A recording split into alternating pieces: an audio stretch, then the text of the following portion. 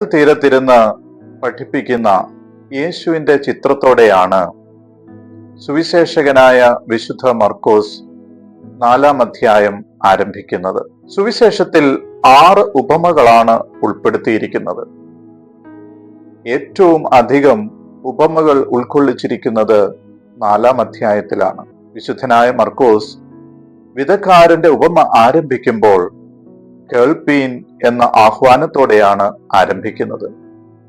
കേൾപ്പാൻ ചെവിയുള്ളവൻ കേൾക്കട്ടെ എന്ന ആഹ്വാനത്തോടെയാണ് ഉപമ അവസാനിപ്പിക്കുന്നത്. ഉപമയുടെ പൊരുൾ മനസ്സിലാക്കുവാനുള്ള താക്കോൽ കേൾവി എന്ന പദമാണ്.